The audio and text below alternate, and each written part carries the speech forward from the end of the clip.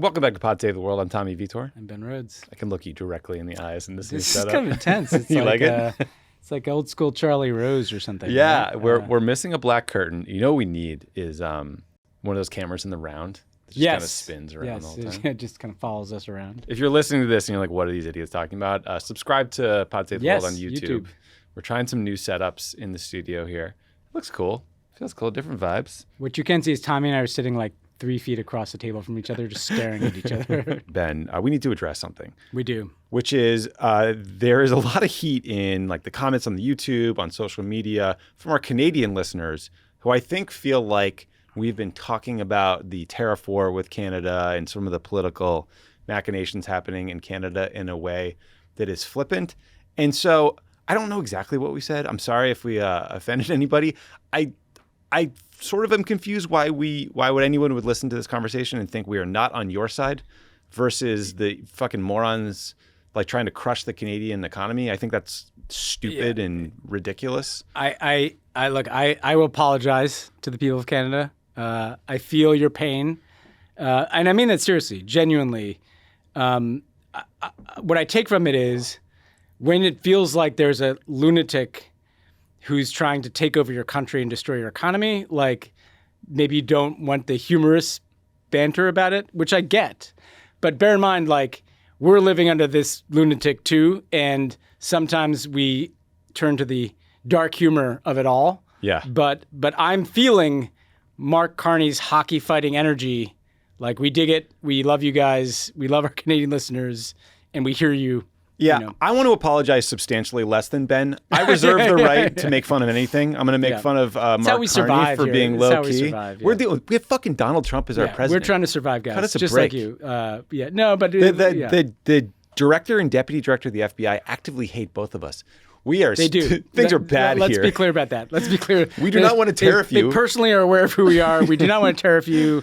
We liked Justin Trudeau. We had him on the show. Yeah. We like Mark Carney, but we get it. No one wants this tariff war. I know it's a very serious thing. Trump is actively trying to destroy the Canadian economy, and that is insane and stupid. Let's all fight. Let's all fight these lunatics together, and not turning on each other. We're on the same team. Yeah. Also, fuck Pierre Poilievre. We got a great show for you today. There's lots of things happening in the world. One of those weeks where we could have done 2 hours. Yes. Unfortunately.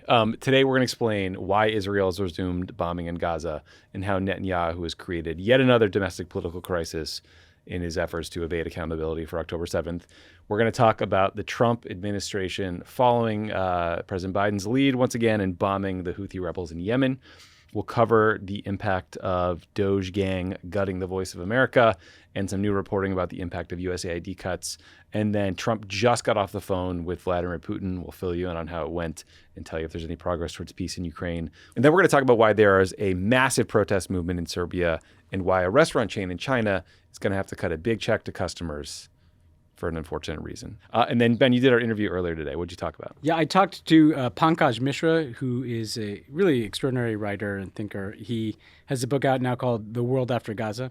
And so we talked about the resumption of the war in Gaza. We talked about the different flavors of anti-Semitism in the world today. Obviously, the focus on Hamas and kind of campus anti-Semitism, but also the ethno-nationalism and far-right anti-Semitism that seems to get less attention. We talked about the kind of synergies between Netanyahu and the Israeli right and some of the other right-wing movements around the world, like the Hindu nationalists in India. A lot of that in today's episode, unfortunately. A lot of ethno-nationalists in today's episode. We talked also about like the global South perspective on not just Israel-Gaza, but everything that's happening in the world, whether or not there's ideas coming from within the global South that might help us find the next global order. So pretty wide-ranging conversation. We've talked about the role of the writer in this world today. So it was put on your thinking caps and stick around for it. It was a really smart conversation. Definitely excited to listen to that. It must be weird to write a book called The World After Gaza and then have the war flare up. Yeah, the day of. I mean, I shouldn't be laughing, but I mean, essentially, that was my first question. So we are not after Gaza. Yeah, no, unfortunately. So let's start with that. I mean, some terrible news overnight, which is that Israel broke the Gaza ceasefire and launched this massive series of airstrikes on the Gaza Strip that reportedly killed at least 400 people and wounded hundreds more. I think I saw estimates of over 500 wounded. Hamas said that at least 5 senior officials in the organization were killed, as were many children and innocent people. Israel said the strikes were in response to Hamas's intransigence during the ceasefire extension talks. Ben, it's hard not to notice that these strikes also come as Netanyahu is in the midst of a domestic political crisis, thanks to him trying to fire the head of the Shin Bet, their domestic intelligence service. But we'll get to that in a second. With respect to the peace talks themselves, though, Israel wanted a 7-week extension of the ceasefire in exchange for Hamas releasing half of the living hostages and the remains of half of the dead hostages still in Gaza. The Hamas position was no, let's work on phase 2 of the original agreement we all signed, which would have led to a permanent end to the war. But as we've discussed many times, Netanyahu does not actually want to end the war because he will get attacked from the right wing of his political coalition. And the Israeli position is also basically that Hamas must not have any power going forward, which is understandable after October 7th, but also clearly kind of a hard pill for Hamas to swallow. That leads us to this moment. In the first phase of the ceasefire, Hamas released 25 living prisoners and the remains of 8 hostages, while Israel released 1,500 Palestinians they had in captivity.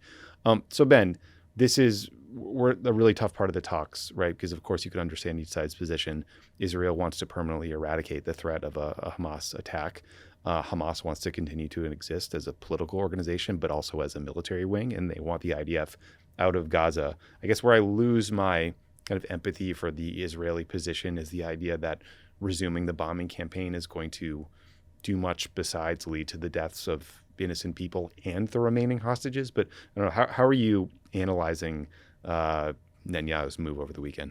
Well, you summed up what happened in terms of the breakdown of the talks well, in the sense that technically Hamas was just sticking to the original agreement, which is that there was this phase 1, and then you move to phase 2, and the additional hostage releases are tied to making agreements in phase 2, which is about kind of the end of the war. Israel wanted to just extend phase 1 and make more exchanges within that framework. And those, we've talked about this a lot. I mean, essentially, the real rubber hits the road because Hamas wants the end of the war and Israel doesn't. And you can't really move to the next phase unless you're willing to entertain the end of the war, and Israel's not willing to do that. Obviously, there's an inherent tension between Israel having a continued objective of essentially destroying Hamas and Hamas having to agree to this. So I don't know how you ever cross that bridge unless you're willing to entertain Hamas continuing in some fashion inside of Gaza, which they're going to probably do anyway because there's a lot of support from Hamas. A couple of things I'd add to it. In terms of the Israeli political context, you mentioned the kind of uproar over him firing the head of the Shin Bet, something that's not happened before because of investigations. Ever in Israeli history. Ever in Israeli history. So this is not normal. But also, the Israeli government is supposed to pass a budget by the end of the month. And if they don't, that's one of the things that can kind of trigger the collapse of the government. There's a lot of reasons that Bibi needs to kind of return to his tried and true card of like playing to his own far right. And resuming bombing is a way to do that, as ghoulish as that may be. And, the way in which this was broken, in the middle of the night, bombing campaigns, literally violating the ceasefire, obviously we are sympathetic to the idea that there is inside of Israel a great degree of fear or opposition to Hamas being in charge in Gaza. At the same time, there is no way, shape, or form in which there's any risk whatsoever of another October 7th happening tomorrow. Like these strikes did not end some threat that was facing Israelis. This is punitive. This is obviously causing huge civilian harm, and there's no clear end game other than just more war, more suffering for the people of Gaza. The last thing I want to say, Tommy, is that keep in mind this comes on top of weeks now where we've had a complete cutoff of food and aid getting into Gaza, electricity. So this is not happening even in a vacuum. It's happening in terms of an already worsening humanitarian situation. Yeah, and we should just be clear that, this is a decision made by the Israeli government that is not backed by the Israeli people. I mean, there's some recent polling that found 70% of Israelis want the ceasefire and hostage talks to continue, even if it means Israel releasing terrorists and having to end the war permanently. So Netanyahu is just way off sides with the people he's ostensibly governing, including Yarden Bibas. We've talked about the Bibas family before. This was the entire family that was kidnapped. Yarden Bibas, his wife and 2 little children were murdered by Hamas or died in the Gaza Strip. I'm going to say they were murdered because if you take children hostage, you are responsible for their life, and if they die, it's on you. He posted on Facebook, "We must stop the fighting and bring everyone home." So there's this groundswell of support for continuing these negotiations, getting the rest of these hostages home. And I think less than half of the 59 hostages still in Gaza are alive. But unfortunately, once again, the United States President Trump, has enabled the continuation of this war. I think we've shipped over like $8 or $12 billion worth of weapons to the Israelis. And interestingly, Ben, there's a Trump official who had done some direct talks with Hamas. This guy, Adam Boehler, who had been nominated for this, Senate confirmed hostage negotiations or release job. He seems to have been demoted, or his position changed to some sort of special government employee that is no longer a Senate confirmed Are you confusing him with Rubio? The secretary, the sort of secretary of state. No, so it's confusing. It seems like there's a critical mass of things showing diplomacy kind of petering out here. Yeah, it feels like there was this push by Trump and Steve Witkoff as envoy to get a ceasefire in place right around his inauguration because they wanted the on optic of him coming in and things getting better. Obviously, they wanted some hostage releases, but they never really seemed that committed to actually ending the war. And they certainly didn't seem committed to addressing the underlying question. Witkoff said something about two-state solution, but nobody's talking about that right now. No. So I think the questions going forward are, does this bombardment continue? Do the aid cutoff continue? That alone is enough to bring massive suffering on the Palestinians. Do you see in the context of that bombardment, Trump start to talk about, ethnically cleansing the Gaza Strip again, trying to move them into Egypt or Jordan? There's some noise about trying to find African countries to move the Palestinians to. That was a little worrying. There's a question of whether there's a ground invasion, which Netanyahu, I think, would probably want Trump sign off on. He didn't care what Joe Biden thought, but with Trump, he probably wants to make sure that Trump's on side with that. But I think what this indicates is that Gaza is just this kind of open-ended, I don't want to call it a war, because Hamas isn't really fighting. Let's be clear. It doesn't seem like they've responded. They're not even really fighting back. At some point, I'm sure they'll fire some rockets. But there's this kind of ongoing bombardment of Gaza that's just going to be open-ended, maybe stop and start, and actually negotiating some kind of end to this, it seems to have been deprioritized. Yeah, and you mentioned it happened during Ramadan in 2:30 in the morning, so it's terrifying for civilians. The political crisis that I refer to was Bibi trying to fire Ronen Bar, the head of the Shin Bet. So this announcement happened suddenly on Sunday. It's the latest example of Netanyahu demanding accountability from everyone but himself for October 7th. So, they pushed out the defense minister. They pushed out the IDF chief of staff. The Shin Bet has launched. Also, we should just point out the Shin Bet has launched a bunch of investigations into Netanyahu's staff, including allegations that the Qatari government paid money to some of Netanyahu's top aides. Seems relevant here. They're also looking into the leak of sensitive intelligence documents to a German newspaper, which Netanyahu then used to as a pretext to blow up the hostage talks. We talked about that at the time, was to build this German outlet. On top of all that, though, Ben, the Shin Bet has publicized a summary of its own failures in preventing October 7th, which talked about their internal mistakes, that not taking seriously enough intelligence about Hamas planning to attack southern Israel. But they also pointed the finger at political decisions by the Netanyahu government for letting Hamas, getting funding from Qatar, for failing to target Hamas's leadership, and then just sort of general chaos around the Netanyahu's political moves during the judicial coup that we talked about a bunch, that just made Israel look weak and divided. Basically, they're talking about how the Netanyahu government's policy was contain Hamas, kind of prop them up in some sense to keep the Palestinian movement divided and weaken the Palestinian Authority. That obviously ended catastrophically for everyone involved. But instead of accountability for Netanyahu, what seems to be happening is he is consolidating power by pushing out other leaders in government, even though a recent poll found that 70% of the country wants him to resign. However, instead, he's going back to these same tactics, and kind of pushing out other people in other power centers and consolidating. So on Wednesday, the day this episode comes out, the cabinet will vote on Ronen Bar's dismissal. The Israeli attorney general said Bibi can't fire Ronen Bar unless it goes through a process to determine whether doing so is lawful. We'll see if Netanyahu goes along with that ruling from the AG, or else we might have a constitutional crisis brewing.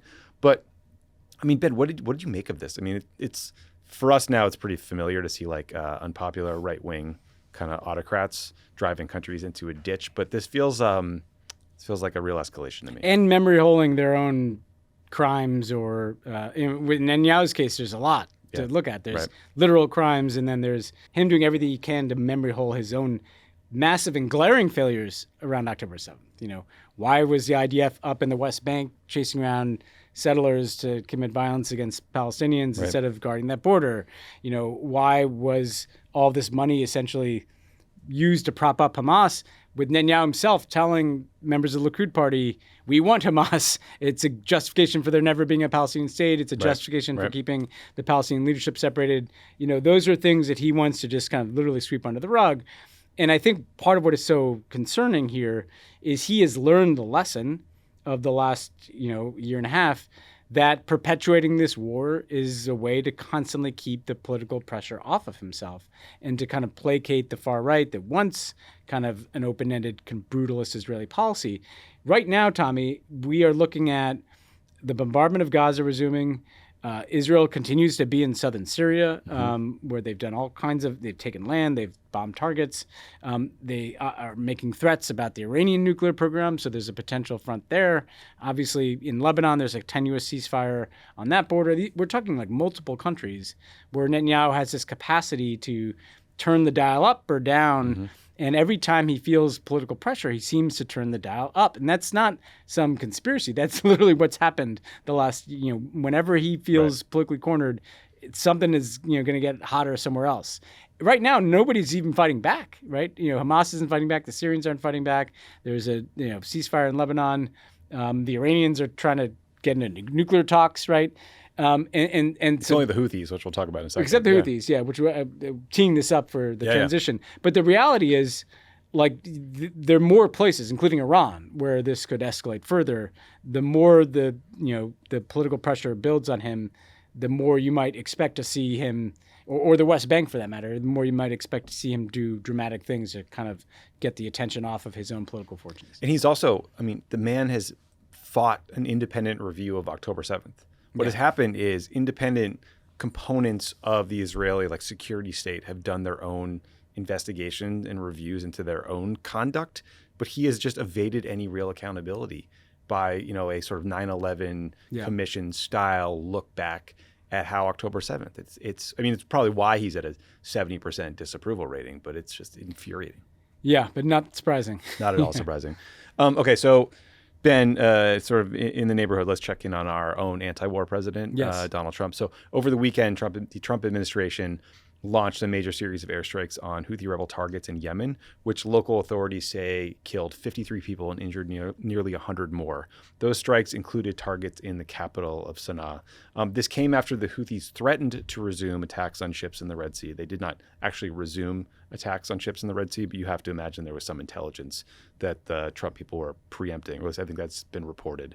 The Houthis say these attacks on ships in the Red Sea are in response to Israel cutting off humanitarian support into Gaza. And if you go back further, which we will, the whole pretext around these firing missiles at Red Sea ships was around the Gaza war. This came after the Houthis threatened to resume attacks on ships in the Red Sea, which they say are in response most recently to Israel cutting off humanitarian support into Gaza. Listeners probably remember that back in November of 2023, the Houthis started attacking ships in the Red Sea, including U.S. warships, calling this an act of solidarity with Gaza. So at the time, the Biden administration retaliated against the Houthis with strikes on Houthi targets, most of which were designed to destroy military infrastructure and anti-ship missiles.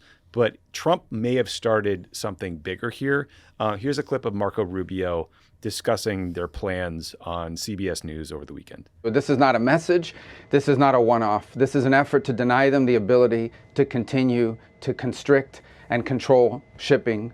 And it's just not going to happen. We're not going to have these guys, these people with weapons able to tell us where our ships can go, where the ships of all the world can go, by the way. It's not just the U.S. We're doing the world a favor. Yeah. We're doing the entire world a favor by getting rid of these guys and their ability to strike global shipping. That's the mission here, and it will continue until that's carried out. That never happened before. The Biden administration didn't do that. All the Biden administration would do is they would respond to an attack. These guys would launch one rocket, we'd hit the rocket launcher.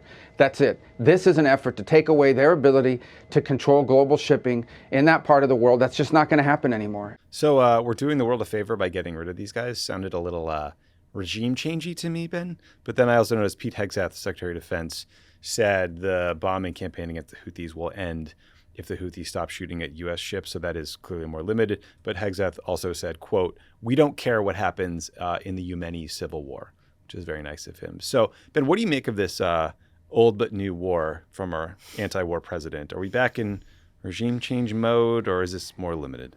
I mean, first of all, Marco Rubio, despite his very best efforts, sounds like the least tough person on the face of the earth. You know, you can tell he kind of rehearsed this in the mirror. And he wanted to sound like a tough guy, and he wanted to say things like "these guys" a bunch of times. And he literally just sounds like the kind of kid. That voice doesn't sound like someone threatening Houthis. It sounds like a kid who ran in from the schoolyard to tell the teacher on somebody else or something. These guys are trying to mess up international shipping. You know, he's so careless with his word choices. I just don't get it. But anyway, put General Rubio aside for a second here. The thing that worries me about this is, look, the Biden policy wasn't the clearest policy in the world. There was every now and then we'd just go bomb a bunch of the Houthis and their infrastructure. But part of what is like troubling to me is that the messaging from Trump on down to Rubio, and because Rubio's on whatever messages he's been commanded to deliver, Mm-hmm. so he has to take that shot at Biden. This just seems to be informed by like our strikes on the Houthis are going to be a little bit bigger than Joe Biden's, so we can say that they were bigger. Right. And there's not really any logic if you unpack what he said, because the Houthis have, they kind of stopped shooting at ships and then they do. This is not a new thing. It's kind of stop and start from them. They've tied it to the resumption of hostilities in Gaza. There's no indication that one round of airstrikes is going to make the Houthis go away or change their fundamental calculus. I was talking to an expert today who said he thinks that Trump was almost certainly told by CENTCOM or some of his military advisors that all we need to do, sir, is take the gloves off, sir, and stop caring about civilian casualties and get rid of these Biden restrictions, sir, and then we'll take these guys out. And it is just bullshit. They might be attacking leaders. They might have found intel on leaders. It seems like they're hitting warehouses or other targets in cities, but I just don't think that they're going to make a material difference here. And I think what happened too, Tommy, you're right. And and talking to some people, it seems like there were some people at CENTCOM that wanted the more maximalist option that did include, for instance, trying to hit individual Houthi leaders, like you said. And sometimes you actually don't have good intel on where those guys are. Sometimes you might, but you might kill a whole bunch of civilians in doing that. And they went, Mr. Trump, sir, Joe Biden was afraid to take out these guys. But the reality is that the Houthis are people that live in Yemen. Right. They're not even analogous to ISIS. The last time Trump wanted to prove he was tougher than someone, basically just took the same Obama plan and loosened some restrictions on civilian casualties, which I think is not a good thing. But the ISIS was foreign fighters, right? They're not going to go away in Yemen unless you go commit a genocide or something. They're people that live there, and so I don't really think, if anything worries me about this, it's Trump doing the opposite of what he said about getting us out of wars, in a situation in which you have a war in Gaza. Like I said, you've got Syria, there's sectarian violence picking up there. The Israelis are occupying southern Syria. There are people stirring the pot there, and the government can't really get its legs under it because there's sanctions. Yemen, you got an active civil war and this Houthi thing. You've got the Iranians trying to avoid a war over their nuclear program, but it's not clear whether there's a deal. This whole region could still, if Trump's impulse is to continue to show that he's tough by saying yes to the most square-jawed general that calls him sir, this could get worse. The coolest nickname. Yeah, exactly. The coolest call sign. When they, who's our new chairman? I forgot the nickname already. Nailbag.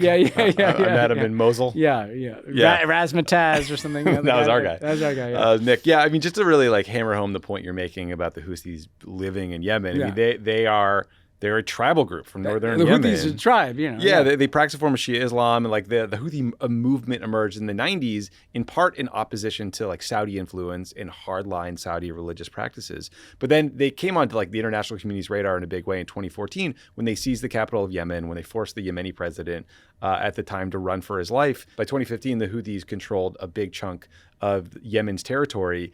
And in 2015, the Saudis decided to launch this major military operation to dislodge them.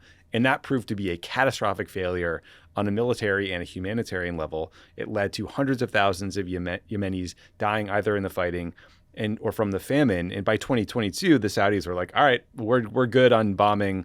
We're going to try to cut a deal. And, I think everything was reawakened by October 7th. Now, like everyone points out that the Houthis get a lot of support from Iran. That is true. It's also, I think, important to say, Ben, that like there are some quarters of the left that embrace the Houthi rebels because they were seen as doing something to end the war in Gaza. But we should say these are not good guys. They are authoritarian. They have kidnapped and killed aid workers. They've terrorized the population. Like no one should cheer for them.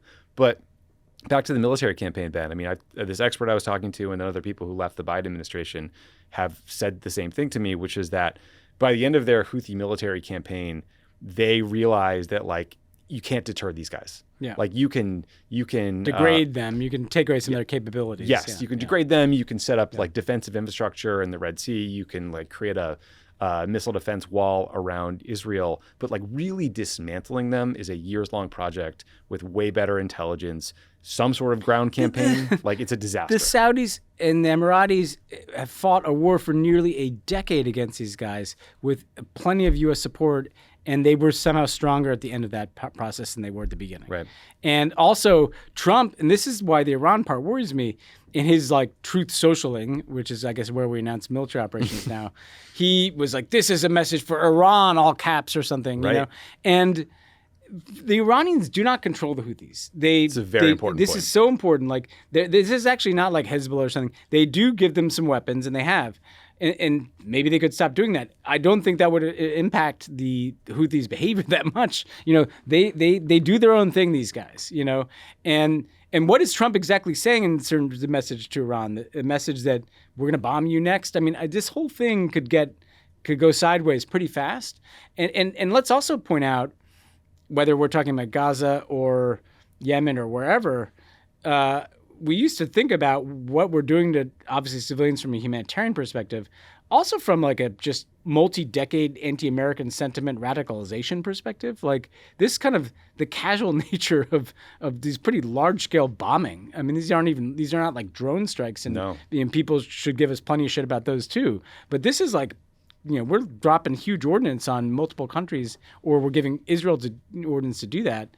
And I don't know. I don't like where this is probably headed for the Middle East. You know? Yeah, that tweet from Trump blaming Iran, saying you're responsible for anything the Houthis do. They're not. They're just not. Yeah, apparently the Houthis. The Pentagon says the Houthis have fired 174 projectiles at U.S. Navy ships since 2023, and like 150 more at commercial ships. So they've been firing off a lot of stuff. And if we're holding Iran responsible for all of that, that's a problem. Because to your point, I mean, the Houthis have a high degree of autonomy, and this Houthi expert was telling me that after the Soleimani assassination, that kind of strategy of more distributed authority and autonomy to their kind of so-called proxy forces seems to have been a policy, because it allows them not to have to like have such close ties or create, you know, intelligence channels that can be intercepted, et cetera.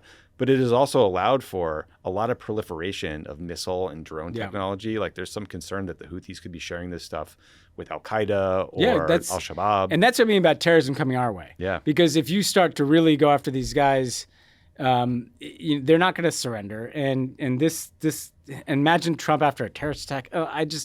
None of this makes me feel good. Yeah, and in terms of Yemen itself, like there's not a lot of good options to deal with the Houthis right now. But the current plan, if we just sum it all up, is Israel resuming the war in Gaza with, you know, $8 or $12 billion worth of additional U.S. weapons, Trump gutting USAID and cutting off parts of Yemen to humanitarian support, and now we're bombing the shit out of Yemen again, and that is catastrophic to the point where even the Saudis are like, do not do this. Like Yeah. we went down this path. The This is not Saudis going are to saying end well. that, you know, and the USAID point's really important because in the kind of, you know, pretty dark, contradictory reality of American foreign policy, USAID was a huge donor to addressing humanitarian needs in Yemen, and now that's gone. So a lot more people are going to suffer than even suffered in past bombing campaigns. Yeah, and it won't be the Houthis, who I think represent like No. 15% of the population. It'll be women and kids and civilians who always get hurt. Yeah. Who will blame America? We'll blame America. Ben, speaking of kind of the gutting of U.S. power abroad, including soft power, let's talk about the Voice of America. Voice of America, or VOA, was founded in 1942 during World War II to be a counterweight to Nazi propaganda. The idea was to provide news and information and cultural programs to audiences literally around the world, while also promoting American values like press freedom, democracy, etc. After World War II ended, VOA's mission evolved into a tool to combat communism in the Soviet Union. More recently, that mission evolved further. They are doing programming in the Middle East, Asia. There's combating extremism, China, Iran, et cetera, right? So that was until Friday last week. Trump released an executive order targeting VOA's parent organization, the U.S. Agency for Global Media, which also funds other U.S.-backed news outlets like Radio Free Europe, Radio Free Asia, et cetera. Combined, these outlets reach 420 million people in 100 countries and broadcast in 63 languages. The impact of this EO is that nearly all of VOA's 1,300 staff members have been put on paid leave. Their programming is gone. It's been replaced by like Muzak or, Dead Air or whatever. Trump has installed failed Arizona Senate and gubernatorial candidate Kari Lake to run VOA, basically with the mission to destroy it. Ben, do you want to talk about the mission of VOA and the impact of these news services being eviscerated? Yeah. So the numbers begin to tell a story. Over 400 million people in over 60 languages. And I think what people have to realize is, think of VOA something like a wire service largely, like it's pretty straight news, to the point that we actually used to get shit, like, why aren't you doing your own propaganda? Like, RT is so much better at propagandizing. But part of the idea behind it is a lot of the places, sure, we can focus on the places where we're trying to get information into like the Iranian people or places where there's geopolitical tension.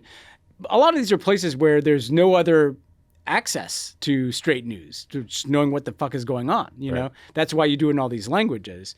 And if you think that seems like a luxury, consider the fact that we're living in a world in which people are constantly bombarded on social media or through various propaganda channels with garbage, and people trust it. More important than ever. Yeah, I know people in Southeast Asia, for instance, who are living in pretty tough places, but Myanmar, Cambodia, places where you have civil conflict or you've got dictators who put out all kinds of disinformation all the time or misinformation, and people could trust a VOA product or a Radio Free Asia product, right? If you remove that, not only is that just denying, a credible news source to people, it is opening the door for people to be further radicalized or brainwashed, essentially, through disinformation. It's just literally pulling the plug on hundreds of millions of people that rely on this information. And I think what I find so kind of grotesque about this, to take a step back, is to connect what we were just talking about, America first, right?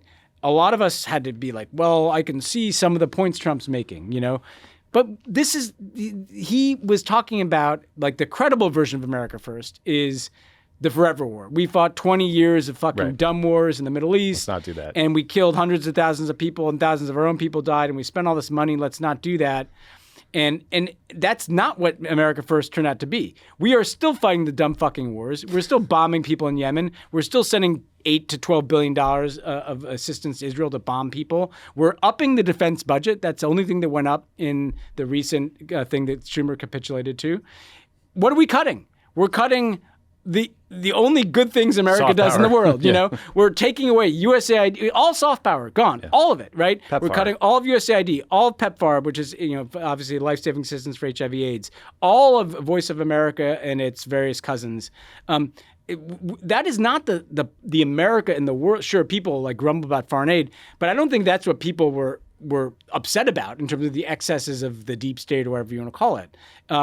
And so that's what is so disgusting about what we're watching is like we're seeing the methodical destruction of anything good America might do in the world or anything that might improve people's lives around the world, or anything that might combat autocracy around the world.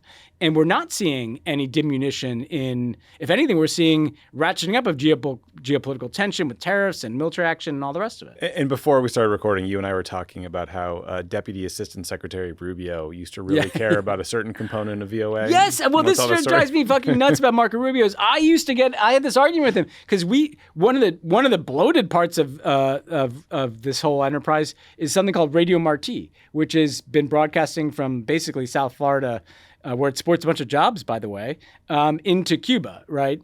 And it seemed like a lot of money to be spending on something that wasn't really working. The Cubans blocked it, so it was kind of like a radio station that hardliners in Florida Miami liked. So Rubio fights to the death if Barack Obama wants to cut $1, but then Rubio fucking shuts it all down when he's Secretary of State. Turning off the switch, like killing jobs in Florida. And just to connect some dots with Marco Rubio, right now you've got Venezuelans being flown into gulags in El Salvador, something that Marco Rubio would have once seemingly objected to. I thought we wanted to help the Venezuelan people. We've got, Cubans are not allowed in this country anymore, something that Marco Rubio used to care about. Marco Rubio used to complain about conditions in Cuban prisons that fucking the El Salvadorian prisons make that look like, a country club. I mean, This is insane. What Marco Rubio is single-handedly proving how full of shit he was in just 2 months. Pod Save the World is brought to you by Helix. We got a bunch of visitors in my house right now. It's a full house. We've in-laws, sister-in-law, a bunch of people here. So we're rotating people sort of through. Really? Like we're coming out. Well, not really. Oh, I think you meant like to different rooms. No, like people are coming in staggered times, and everyone who sleeps on our guest room on the Helix mattress says, "Best sleep of my life. Slept like a baby. There you go. Almost slept through breakfast. It was In so fact, good. It was so comfortable." My mother-in-law was with us all week, and she slept on a Helix mattress and also loved it. There you go. Look at all the in-laws. How will you know which Helix mattress works best for you and your body? You take the Helix sleep quiz and you find your perfect mattress in under 2 minutes. I took this quiz a long time ago. I'm pretty sure I was a Don Lux, but it doesn't matter what the quiz said. You seem like a Don Lux. I was, it was a fantastic mattress. It is super comfortable. Everyone raves about it. And it's just an easy way to figure out like the best fit for you. The Helix lineup offers 20 unique mattresses, including the award-winning Luxe and Ultra Premium Elite collections, Helix Plus, a mattress designed for big and tall sleepers, Helix Kids, a mattress designed for growing bodies that's been endorsed by child sleep experts. Helix knows there's no better way to test out a new mattress than by sleeping on it in your own home. That's why they offer a 100-night trial and 10 to 15-year warranty to try out a new Helix mattress. Plus, your personalized mattress is shipped straight to your door, free of charge. Go to helixsleep.com/world for 20% off site-wide. That's helixsleep.com/world for 20% off site-wide. helixsleep.com/world. Well, let's talk about this immigration piece and then get to some of the USAID parts too. On the Salvadoran part, Ben, so on Pod Save America, we spent a bunch of time digging into Trump's most recent immigration moves. I do think, like, taken together, they're horrifying and scary, but I think the most relevant part of this for us is Trump using this law from 1798. All the best laws are written then, called the Alien Enemies Act, which they're using to deport Venezuelan men to El Salvador to be held in prison there. Like literally any Venezuelan male over 16 can be declared a part of a gang and now shipped to El Salvador. At the moment, these deportations are being blocked by the courts. Trump is furious about that. He called the judge who halted the deportations a radical left lunatic and demanded that the guy be impeached. That statement actually prompted a response from Chief Justice John Roberts, who was like, "Hey, bud, impeachment isn't how you deal with a ruling you don't like. You try the appeals process. Let's be an adult here." But Ben, I mean, this is so scary. It's scary on its face, but it's also a scary precedent that could be expanded to other groups that Donald Trump does not like. And to your point, I mean, it's worth reminding everyone just how bad El Salvador's prison system is. There's a lot of components to this. 2% of the population of the country is in prison because Nayib Bukele has put in place a mass incarceration policy where he indiscriminately rounds people up and throws them in jail with no due process. To your point, I was talking to a human rights expert in El Salvador a couple months ago who said that prisoners in Venezuela have more due process than prisoners in El Salvador under this current system, because Bukele declared this state of exception, which is their it's like a state of emergency where he suspended due process rights ostensibly to deal with gang violence for like a month. But then, like every state of emergency, it just gets extended over and over and over again. And he's used it to sweep people up and indiscriminately throw men into prison. And now the United States is going to help keep Bukele in power by paying El Salvador money to house prisoners from the U.S. with no due process. And there was a point in time where conservatives like a Marco Rubio, like a John McCain, cared deeply about human rights, or at least they talked about it a lot, right? And that is just, I guess, is just gone. I mean, Rubio tweeted something about the Uyghurs the other day, and it made me think about what credibility does he have to talk about that? Yeah, I remember when Trump, John Bolton, Trump's former national security advisor, said in his book that Trump not only did not care about millions of Uyghurs being thrown into concentration camps, he told Xi Jinping that it was the right thing to do. Yeah. I mean, we're literally subsidizing like one of the largest gulags, if not the largest gulag in the world. I have to check it, so no libel suits Bukele, but it's a big fucking prison where terrible things happen to people. Horrible, That's very clear. I think one way to think about it too, Tommy, is because you guys had a very good conversation on the PSA. I think a lot about this, kind of authoritarian playbook that we're living through, and I obviously wrote my last book was about this. We are.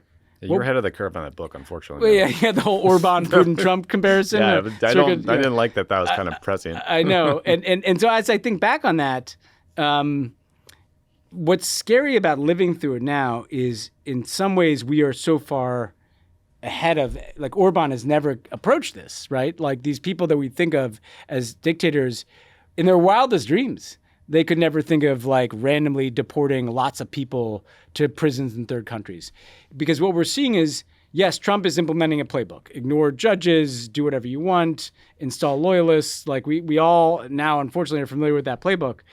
But what's scary is when you're the president of the United States, there's things that are available to you that are not available to the Bolsonaros and Orbans and even Dutertes of the world, which are, you can pressure countries in Latin America to take all these people and throw them into your prisons, right? And so we're seeing, I think Americans have to get their minds around, like, we are not, at the beginning of this, we're kind of pretty late in the spectrum, which is like there's no constraint on him. But we're also seeing how, like, Trump, for all of his railing against the deep state, he is using the awesome powers of the American national security state for his authoritarian impulses. Yep. So he talks shit on the FBI. He loves ICE. He loves those military planes that are flying people down there, and he's posting like fascist snuff videos, with them. And we're starting to see what it's like to have that U.S. national security apparatus wedded to the authoritarian playbook, and that's what I find scary about it. Yeah, it's really scary. That point about his ability to force other countries to do things that no other dictator would be able to do. And also, the United States is usually the one calling out other countries and trying to at least to deter these kinds of human rights violations. Oh, and we're going to see that. We're going to see all kinds of copycat stuff happening around the world. I mean, you wait a few months to see the ripples of not only USAID being gone and VOA being gone, but seeing other people saying, well, oh, look what Trump's doing. Like, I'm going to do whatever the fuck I want. In fact, you're already seeing it, right? Because once, you have Trump and Elon Musk and others in the government saying that, like, USAID is a corrupt, organization designed for regime change, that gives every authoritarian around the world the pretext to raid NGOs supported by USAID, et cetera, right? Yeah. We'll get to that in a minute in Serbia. So one last thing on this, Ben. We've been trying to keep everybody updated on the impact of Trump gutting USAID.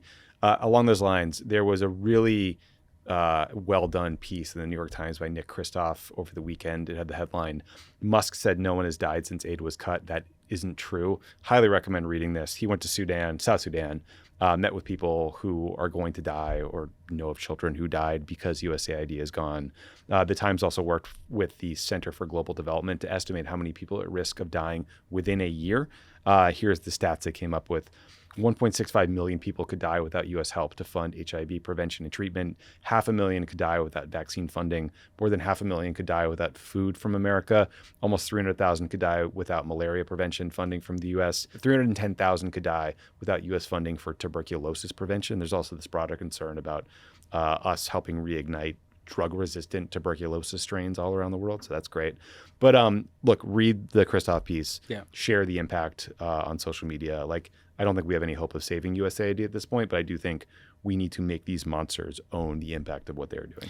And the only thing I'll say about this is our ketamine-addled white South African deputy dictator.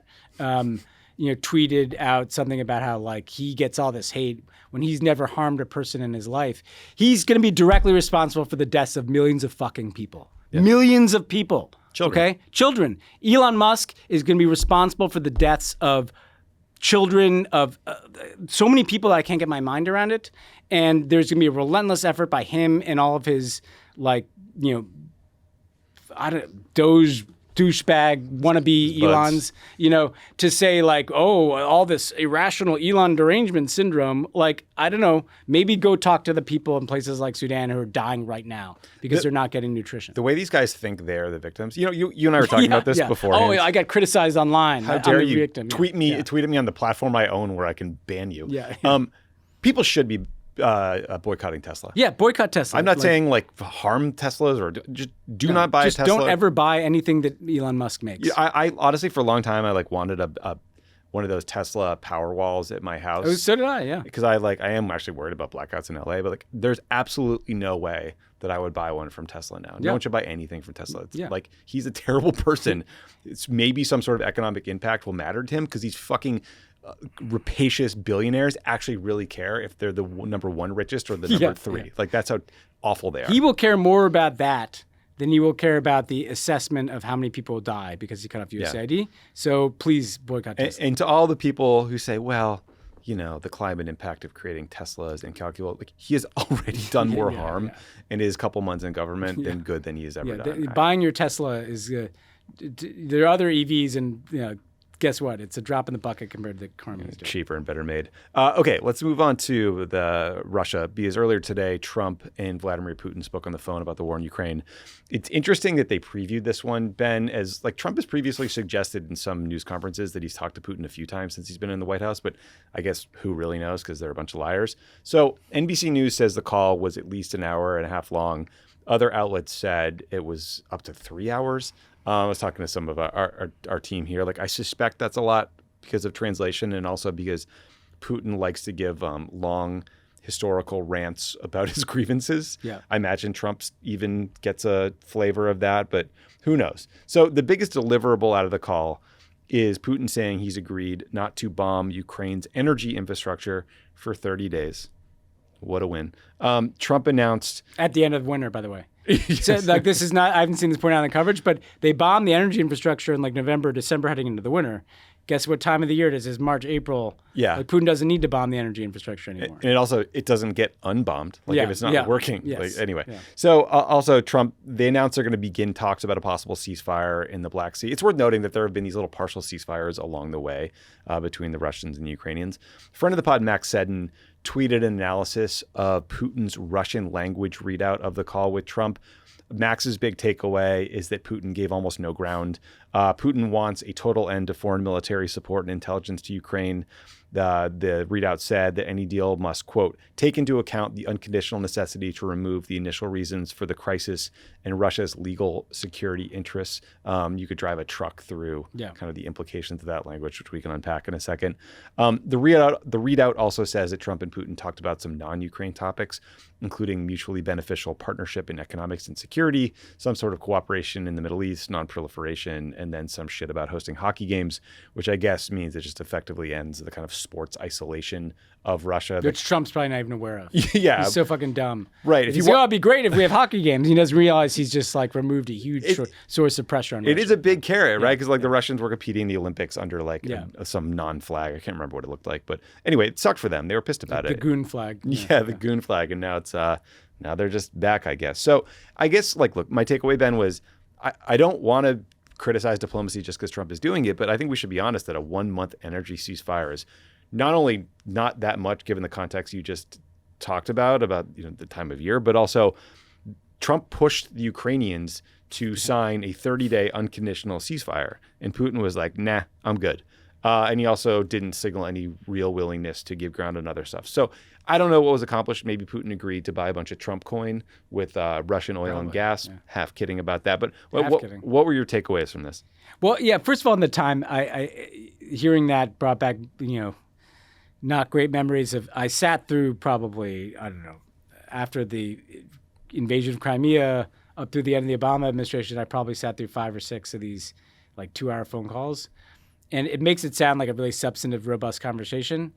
Each side probably spoke 3 or 4 times in those 2 hours because Putin sits there and reads like a 20-minute speech about literally reads about all of his fucking grievances and how hard, what bunch of bastards the Ukrainians are, and he gives you a history lesson going all the way back to like way back, Bulgaria joining NATO and shit, Ottoman Empire, and then that has to be fucking translated, right? And so you're sitting there and you're like, so then we put out like, they spoke for 2 hours, and I'm like, it's not as cool as you guys think it is, But anyway, put that aside. Yeah, I think that what's amazing about this is he's just walking along this path where Putin is literally taking the things that he would usually have to negotiate at the end of the fucking negotiation, right?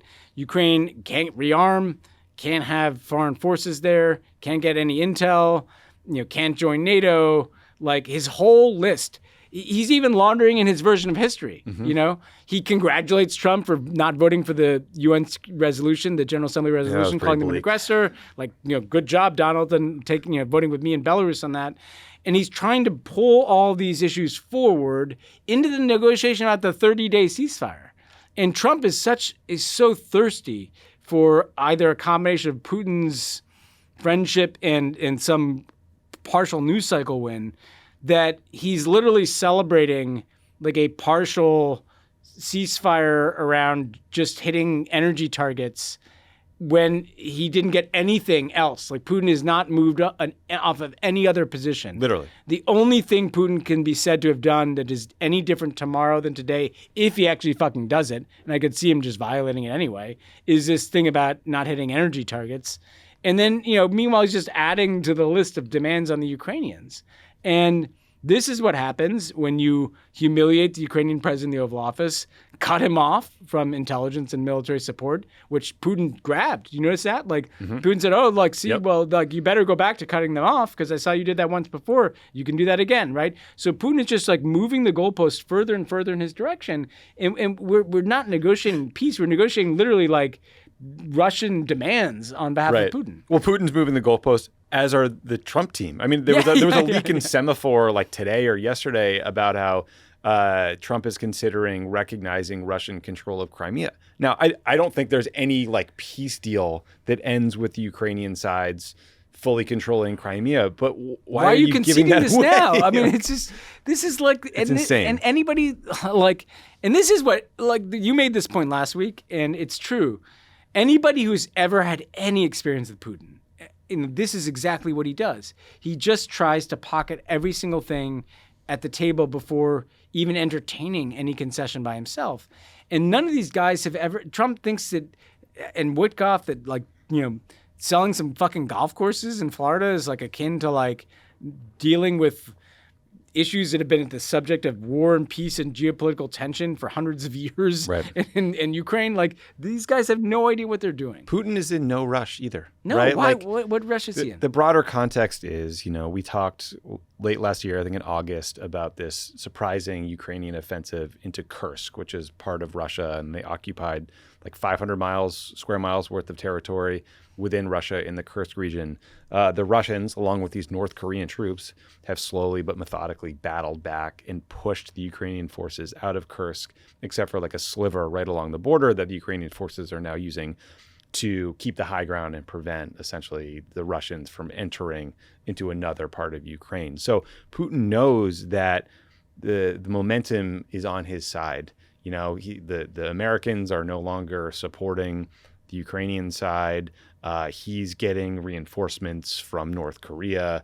The weapons are flowing from Iran and others. And so things are he's looking good. So if I'm Putin, I'm thinking, I'm in this job for life. This dipshit's there for 4 years. I'm going to play this negotiation out as long as I can, get whatever I want from it, wait this idiot out, and then play the next guy who's in the job. And by the way, he also loved, in the Russian readout, they had this language about, the U.S. Russia and the U.S., consistent with their international responsibilities, talked about this in the Middle East and that.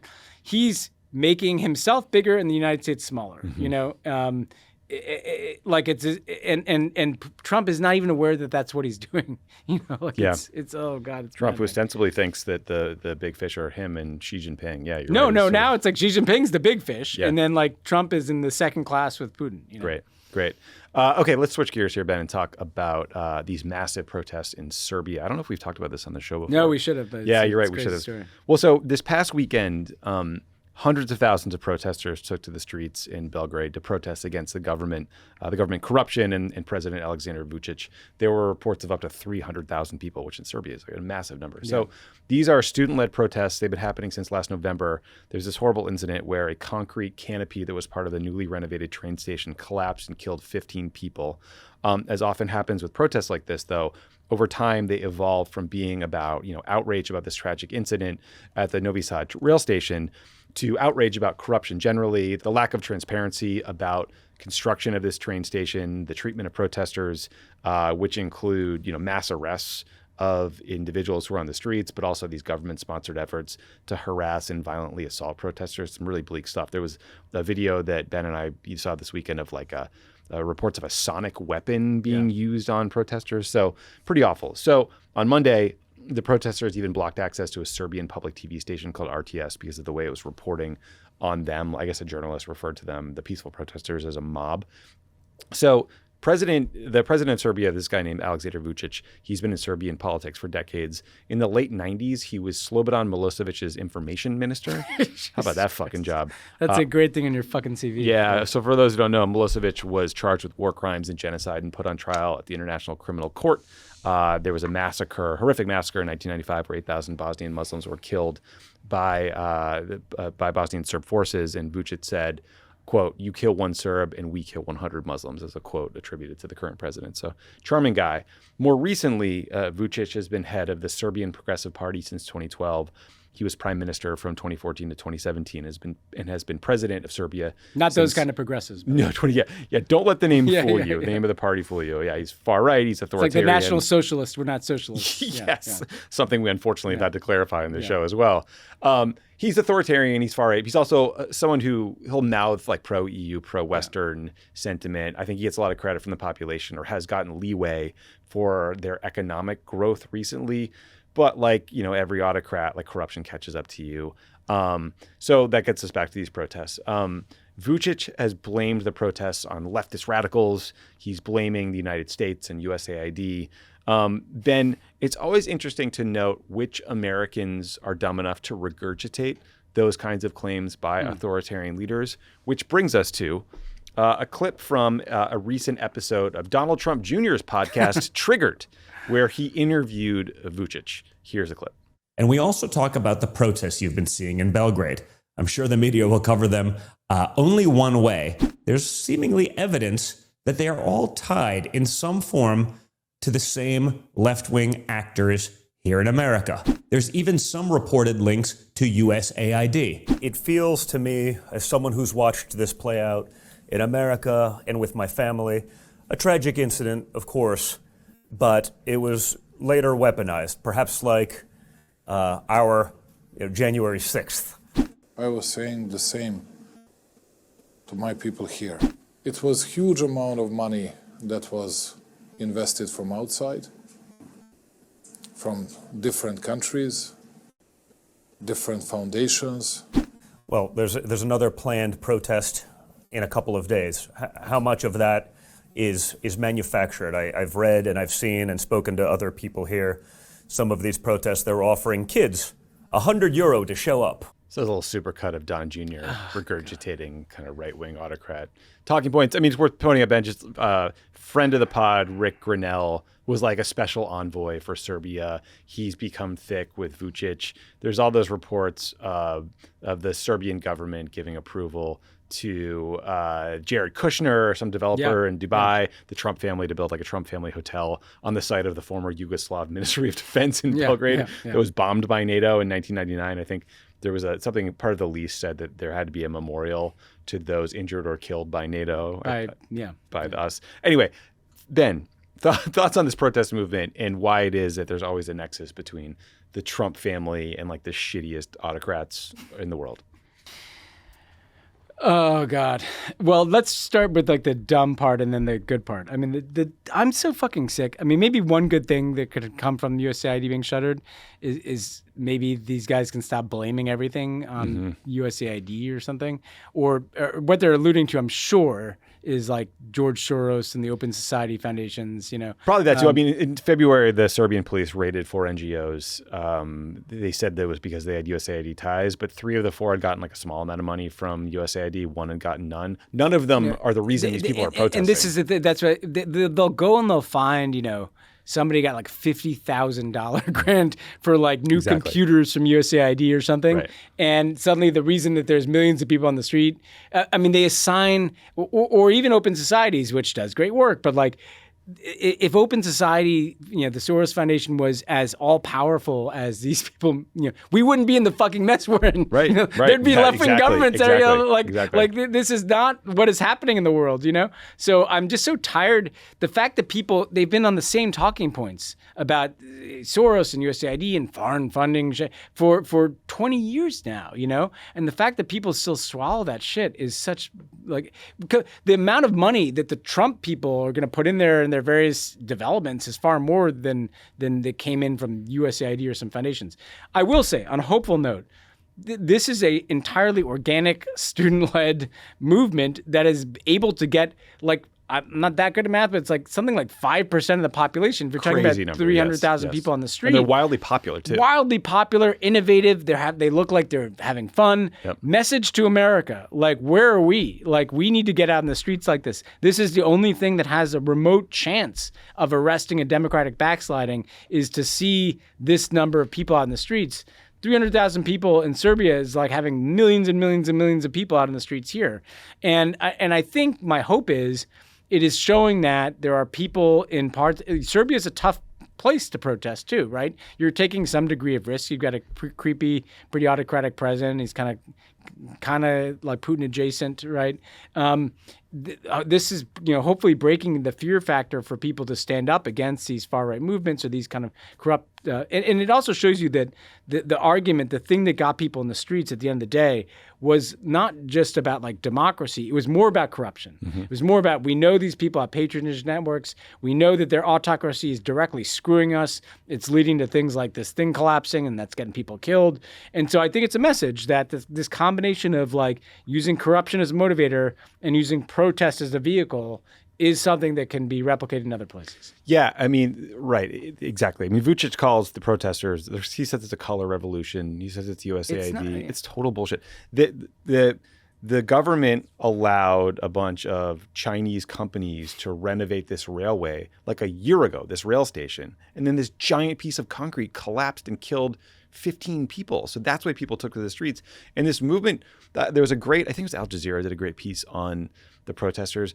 They've been organized in a really interesting way in that there's no leader. Yes. These students will get together. It's like Hong Kong. Exactly. Just like Hong Kong. They'll all get together in some big,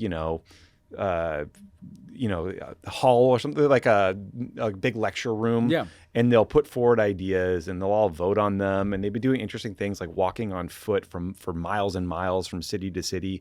And something like 80% of the population, of the Serbian population, supports their demands, which are pretty focused around transparency, accountability, not punishing the protesters, supporting higher education. So you're right. I do think, despite what Vucic says, despite what fucking morons like Don Jr. said, this is the way for anyone. Yes, this wink, is the wink, way. Hint, living under authoritarian rule. Well, and one other thing I'd say is that, in addition to being specific in their demands, being creative in their tactics, having fun, by the way, it's a good thing to it's a fun protest to go to. It's a movement you want to be a part of. They made an alliance with labor. Right. And so they have labor unions who have their own power bases. And so that's an interesting way to you start with students and then you bring in labor and then all of a sudden you're bringing in other people. Right. Yep. That's exactly right. Yeah. Not Jared Kushner buying the old defense ministry building. What's the corruption that's happening in Serbia? Is it a few USAID grants and a few foreign foundations? Or is it the massive amounts of Chinese money paying for shitty infrastructure projects, lining the pockets of Vucic cronies while, Jared and Rick Grinnell are making real estate deals? I think there's a little more money on one side of that ledger. With the former information minister for Slobodan Milosevic. Genocidal war criminal. Let's just close out this section by listening to a clip of some protesters who spoke to the BBC. And I'm protesting because I want to live in a safer country, a country without corruption, and a country with a much higher level of democracy. This corruption has led to many lives being lost. It's just awful living in this kind of climate in Serbia right now. I was at every protest in every city. It was magical to be in Novi Sad, where it all happened. It felt like a celebration of democracy. The protest gave me back the pride I had in my country, because of the students who allowed me to hope that things can get better and that we can do better. So, not USAID. Yeah. No. Wink, wink, Americans. You know what to do. This show's really pointing us the right direction, I think. Okay, final thing. Ben, did you know that one of China's biggest restaurants is offering refunds to an estimated 4,000 customers? Sounds exciting, right? Sounds very exciting. Unfortunately, the reason is because a video went viral of a customer standing on a table and pissing into a vat of boiling broth at a hot pot restaurant. Oh, no. These like, I guess some 17-year-old guys were in a private room. I'm sure they were hammered. They pissed into this hot pot thing. It went super viral, and I guess the restaurant chains like didn't respond forever. And then finally, like people were not thrilled with the food safety implications. So they've offered to compensate anyone who was at the chain, part of the chain's 4,100 orders between February 24th and March 8th. So I guess justice in the end. Thank you, CBS News, for all this reporting, by the way. These are the kind of stories we need. I do have like a general wariness when you go to, I mean, the hot pot here too is not that good, let's face it. Like I haven't done a lot of hot pot. I've done it, and I love anything involving like bowls with stuff in it and broth and meat and noodles and stuff. But it just doesn't look appetizing. Like there's this, where's this liquid? They bring you these liquids that they drop on your, I don't know, like this is confirming my worst fears about hot pot, I suppose anything could happen in the kitchen that I don't know about, but the communal space aspect. I'm excited for the feedback on this commentary because I'm sure people are going to torch us, but I am so pathetic about spice that like if something is like Anthony Bourdain wouldn't look me in the eye were he still alive, and we talked about this because I remember early on in dating him, I went to this really cool like new Thai place in DC that did this progressive coursing. Little Sarah. Yes. Yeah, I was I was a regular there. Right on like 14th, right? Yeah, they knew me by name there. Okay, and there was no reservations, so your scalp starts sweating on the second course. Dude. Yeah. I love that place. That place was so good. Yeah. By the end of the meal, they were bringing me milk after milk after milk because I was like sweating bullets and I just couldn't do it and I couldn't get through it. And I wanted to eat it so badly because it was so delicious, but I just couldn't do it. And like no amount of practice makes me better at that, which is why I haven't been like a big hot pot guy. I like spice. It's like actually just to put in a plug nearby. I went and got I don't know if you guys any of the crew back there has been to Land Noodle on La Brea and Santa Monica. Whew. Good. I got the spicy Land Noodle, and I was literally I like the spice, but it doesn't mean you don't have natural reactions. Yeah.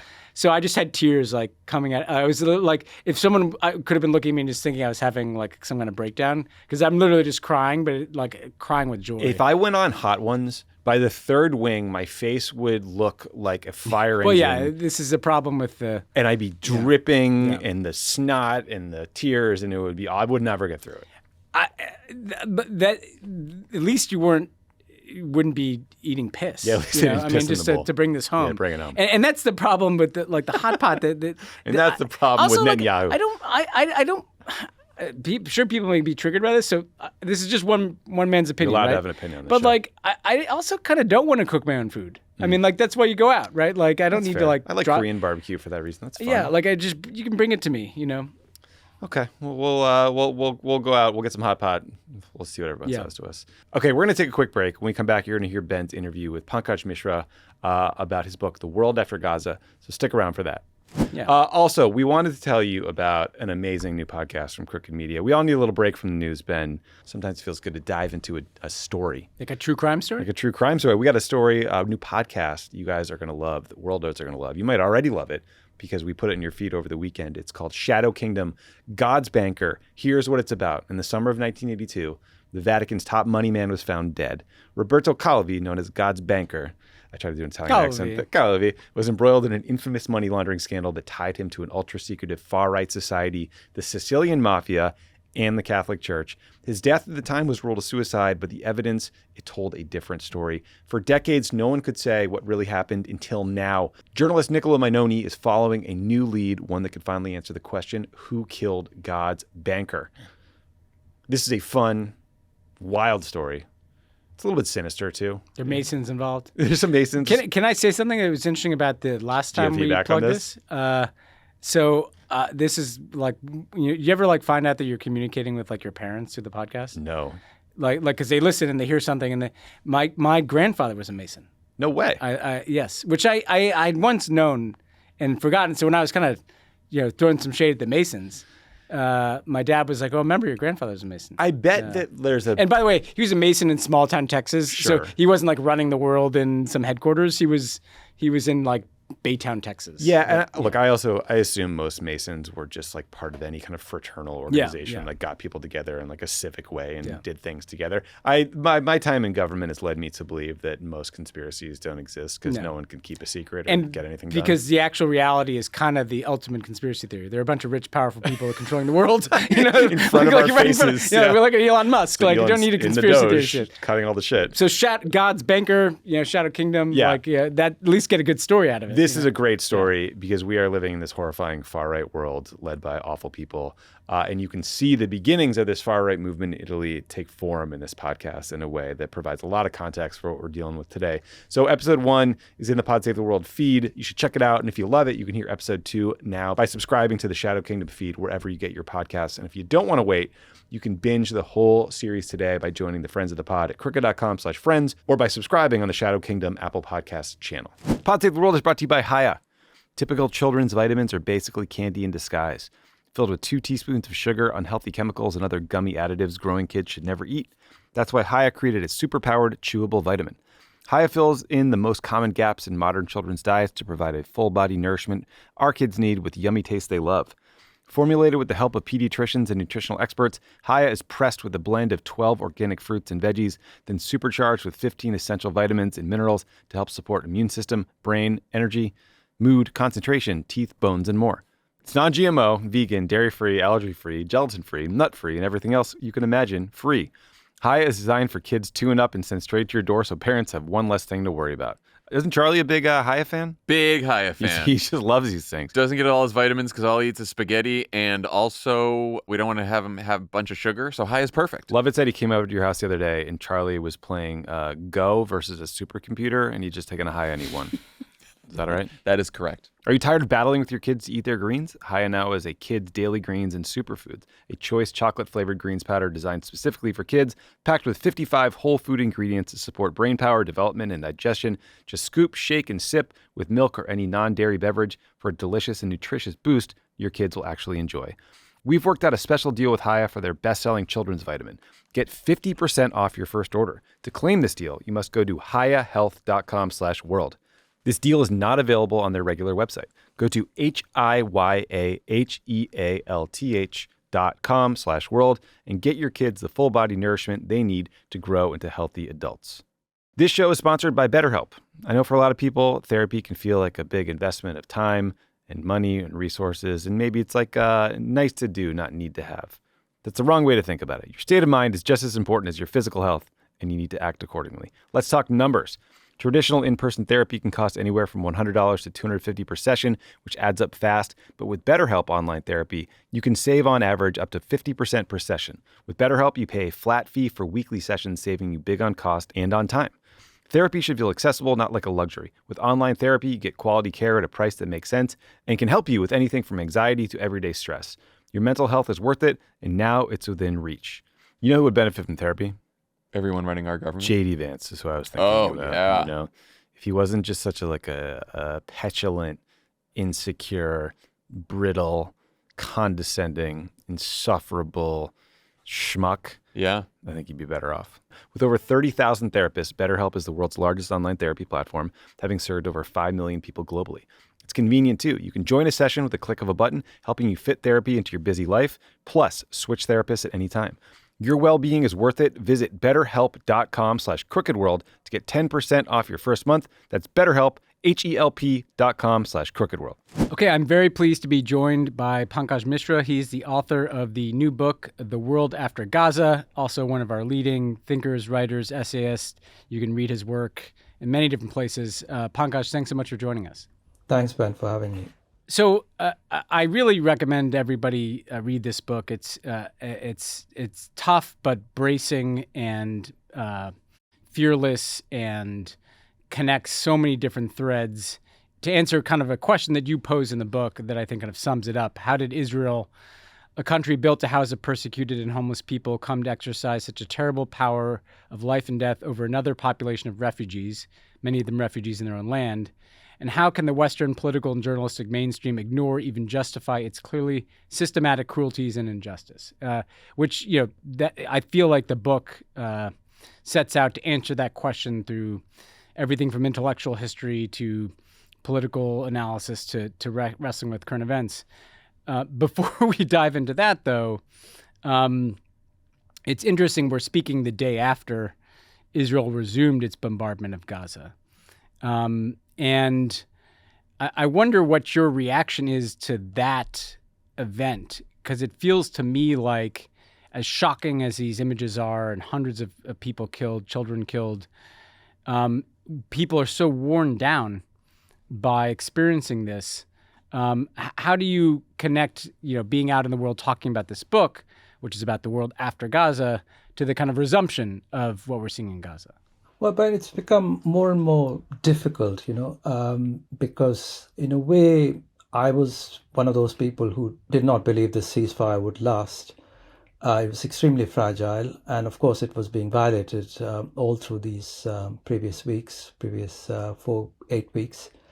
But if in any case, I think the sudden violation of it this morning. And the number of casualties just in a single day, I think the current figures are more than 150 children.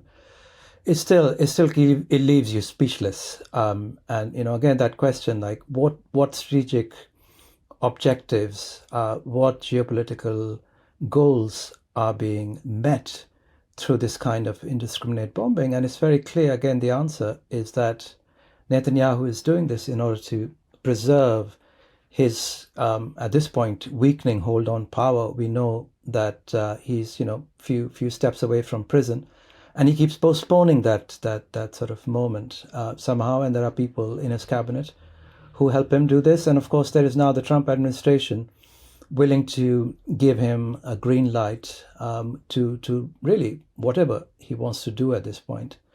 So I think in a way we are in a more kind of desperate stage where the culture and politics of cruelty is now, truly global, especially after the arrival of President Trump in the White House. And there is simply no really recourse to any ideas of, sustainable peace or let alone, things like compassion or empathy. Well, I think what's so important about your book is you step back from this and you look at the kind of narratives and identity politics, for lack of a better way of putting it, that helped produce the moment we're in.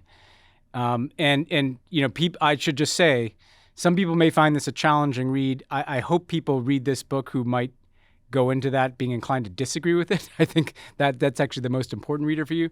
So I'm going to go through some of those pieces of it. And one that you talk about a lot is the interconnection between Israel and the Holocaust and how that has evolved over time. And I'll tell you, Pankaj, I was very challenged by this because I'm one of those people. I'm a secular Jew who grew up, and my identity was not religious, but it was tied to the Holocaust, right? We had family in the Holocaust, and Israel was a part of the reckoning for the Holocaust and kind of my self-conception, right? That it was an achievement to have this kind of safe haven. And yet you kind of build, I think, a pretty compelling case that it wasn't immediately, Zionism obviously predated the Holocaust, and even when the state of Israel was declared independent, the Holocaust did not play as central a role in its identity as it came to do later. And you kind of talk about, and to quote from the book, this deepening fixation with the Shoah and official Israeli rhetoric, and a radical re-envisioning of Israel's identity and purpose as a country that would forever be on guard against another Shoah, which I think is a statement that nobody would really disagree with. Talk about why to kind of tee you up here, you kind of make an argument that kind of infinitely justifies anything Israel does vis-a-vis security threats, vis-a-vis the Palestinians. That if you are imbued with that kind of moral mission to prevent another Holocaust, you kind of have a certain impunity. Why did you decide to focus on this piece of the conflict and the Israeli identity?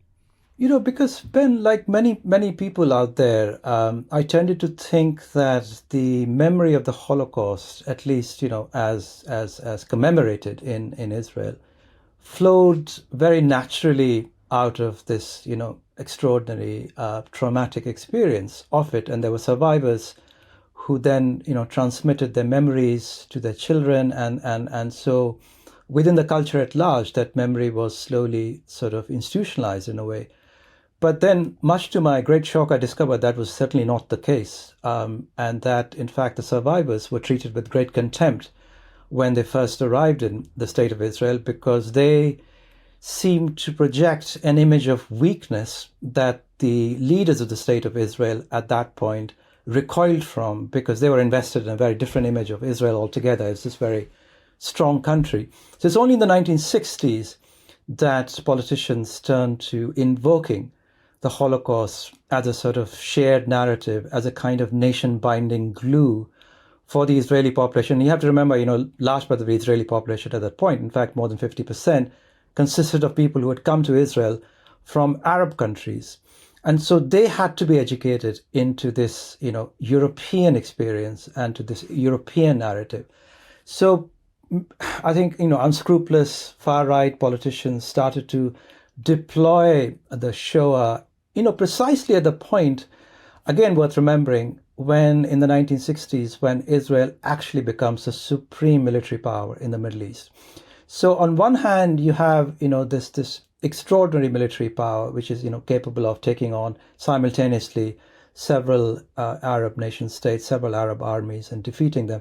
At the same time, there is this emphasis on the idea that the Shoah happened once, it could happen again, and that you're living in a country that's surrounded by potential Nazis. That the Israel's borders are, as Moshe Dayan put it, the borders of Auschwitz.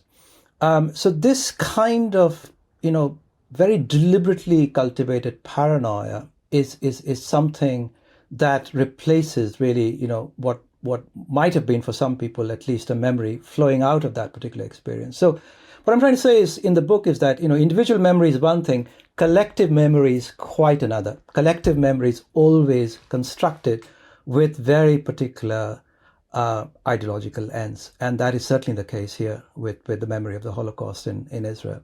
Well, and I want to apply this to a number of things that are happening around the world right now. So, because basically, part of what follows from that idea is that the risk of a genocide of the Jewish people, the risk of anti-Semitism, you kind of show how it transferred from actual Nazis, the German flavor, to kind of putting that on the Palestinians or the Arabs, right? That even though there was no evidence that they weren't responsible for the Holocaust, right? But what confuses me, Pankaj, what do you make of the fact that today the discourse on anti-Semitism, particularly in this country, tends to focus almost wholly on Hamas or the kind of left, right? So Hamas, which did horrific pogrom on October 7th, but I don't think anyone would think that Hamas is capable of destroying the state of Israel. But even to go beyond that, college kids getting deported from Colombia because they pose some violent threat to Jews. There's this kind of this zero tolerance for essentially criticism of Israel or solidarity with a certain kind of Palestinian politics. At the same time that we see a rise of the very far right ethno-nationalism in Europe and the United States that I think actually was the political force that led to the actual Holocaust. So what do you make of this redirection that at precisely the time that we see these kind of echoes of the 30s in the rise of ethno-nationalism in the West, instead of focusing on that, the entire anti-Semitic conversation about anti-Semitism seems to be focused on either the Palestinians or the Western left? Well, it's fascinating. I mean, I think it attests in a very significant way to the success of the Israeli narrative. That we are under sort of constant, we live with this constant threat of being exterminated. And this is a narrative that the state of Israel has very successfully persuaded many other people outside of Israel to believe in, to subscribe to. So this is why you have this sort of, extraordinary disparity or discrepancy where, Israel is a formidable military power. You can see that right away. It's engaged in a war with Yemen, with Syria, with Lebanon, and of course it's bombing Gaza as we speak, and doing that without any serious military response whatsoever from any of these parties that it's engaged in this war with. So you have, Israel becoming stronger and stronger, partly thanks to American support, and at the same time becoming closer and closer to far-right formations across Europe and, of course, the United States, the Christian evangelicals. So the object of anxieties for many people in the United States, which is the state of Israel, what they have really not noticed is how, in kind of really disturbing ways, this state that they wish to be protective of or sympathetic to has gone down this very dangerous, very sinister path of closer and closer alliances with not only far-right, political groups or personalities or governments in Europe, but actually actively, explicitly anti-Semitic movements. There was a piece in Haaretz only yesterday about this, very, very close links being developed between the state of Israel and, various notoriously anti-Semitic organizations in Europe. So this conversation in the United States seems to be completely detached from these developments, the internal developments within the state of Israel, the rise, the emergence of far right, and the fact that the Israelis themselves, the Israeli regime, is today, establishing intimate relations with some of the most powerful anti-Semites in the world. Well, you also talk about the relationship between Narendra Modi and Bibi Netanyahu, and I want you to just describe for listeners who might not be familiar, like what are the overlapping roots and the overlapping project of the Hindu nationalism we see from Modi and the kind of ethno-nationalism we see from Netanyahu. Is this the future of politics? I mean, because it feels like that all around the world there's a different flavor of this. I grew up in India in a Hindu nationalist family, very sympathetic to Israel, and partly because, Israel we saw as a country that was merciless in its treatment of, potentially treacherous forces such as, the Muslim population of Palestine. So that was one major sort of source of admiration for us. And I think today there are many more people in India who feel that way. Netanyahu has his biggest fan base in India. And of course, the Modi government is actually an exception within the global south, within Asia and Africa and Latin America in having such close relations. And I think it's partly because, again, I think like other far-right formations or ethno-nationalist, movements and personalities, they see Israel essentially as getting away, doing a lot of things that they would like to pull off, but can't. So Israel really is a great sort of object of envy for them.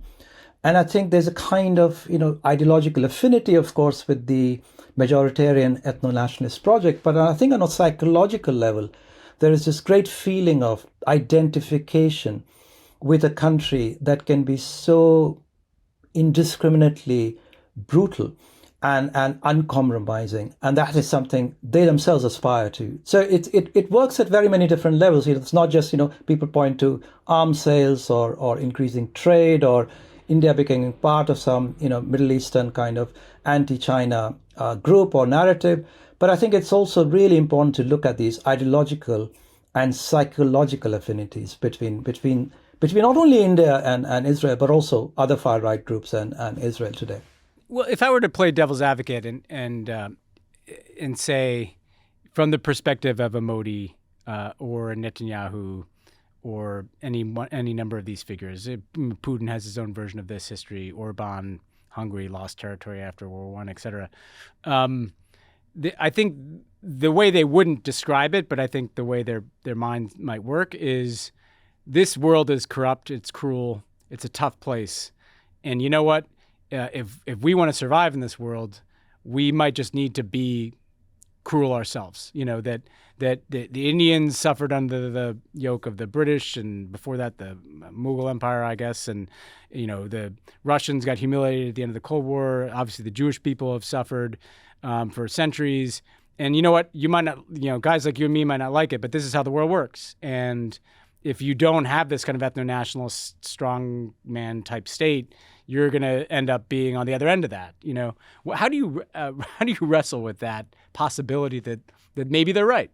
I think, that's certainly the trend right now. And it was, of course, a trend back in the 19th century, the scramble for Africa, all the sort of clashes between imperialist powers. And then we saw 2 world wars in the 20th century. I think the whole point of countries like India or places where people devoted a large part of their lives to fighting imperialism and fighting for national sovereignty was that we create a new world order where this kind of social Darwinist, survivalist mentality, which causes constant conflict, forces nations to live in this atmosphere of fear and paranoia, that we can get away from all that, create society or international global order based on some shared norms, some norms of civilization. So if you want to go back there, to those dark days of racial imperialism in the 19th century, kind of naked exploitation, naked expansion, maybe these people have a point. But if we don't want to go back there and find ourselves in a third world war, then I think we need to move away from these, sort of fantasies of a purified national community, a national community purified of its treacherous elements. All this, is really potentially extremely violent, not just to the nations themselves, but also to world peace at large. So I think, these people may have persuaded, some parts of their population that this is the right way. But I think, you can see very clearly a future full of more and more conflict, if not catastrophic world war. Yeah. No, the history shows it leads to bad places. And I want to ask you about this because the world order seems to have unraveled, at least as the post-World War II U.S.-led order. Another core point of your book, which I think, again, I hope people in this country read because you make it very persuasively, is that for most of the world's people, right, there's not the same narrative of the last 100 years where the central events were World War II and the Cold War and the Holocaust. It's actually the story of decolonization, which encompasses, by the way, many Holocausts of non-white peoples and many liberation struggles. And you're kind of reflecting the perspective, to use the shorthand that can be problematic, but the global South view, essentially, the decolonized world, is probably looking at what's happening in the U.S. now. It's certainly looking at what's happening in Gaza now, and see it kind of confirming all of their worst experiences and perspectives on the West. Is there a potential, as someone who's written about this in other books too, do you see any potential for some different kind of concept of order to generate not from within the West, but from within the global South? What is the potential for something to emerge out of this wreckage of a period of history we're living through, in which some of the countries that are generally seen as more marginal to world events, but are rising in power and influence, could we see something emerge from that narrative that is more durable than the order that President Trump is currently deconstructing? Well, it's interesting you asked that, because obviously India is not the leader in the way it used to be of the, non-West, as it were. It was once, it had this very morally prestigious position. The leader right now is South Africa. South Africa, which is kind of insisting that certain norms be observed. And for that reason, we know it risked a great deal by going to The Hague, by filing that case against the state of Israel. But again, it comes out of that long experience of fighting against, racist imperialism, of fighting against racial discrimination and saying, look, we can't have this anymore. We can't have, sort of a nation whose borders have never been clearly defined, that keeps expanding all the time, then periodically bombing people. So I suppose the South African initiative in recent months, a very risky initiative for which it is being severely punished as we speak by the Trump administration, is probably one sign that within the global South, some of those energies that went into the anti-apartheid struggle or went into the struggle for decolonization, the urge for a new world order, those impulses, those desires are probably still alive and can occasionally take surprising forms, like, the South African case against Israel, which again I say was a huge gamble, and a huge risk, and obviously, they are paying the price for it right now. And one last question, another one of your books that I really liked is From the Ruins of Empire, where you detail some of the writers and thinkers from within these parts of the world, whether it's China, India, the Islamic world, who kind of seeded what became liberation movements. What is the role of the writer today? Because it can probably feel so overwhelming. People are on social media. People are in this kind of pretty dumbed down discourse. You are someone who've written for, the New Yorker, the New York Review of Books, London Review of Books, write these books. How do you think about the role of a political writer in this kind of very both scary and sometimes stupid period we're living through?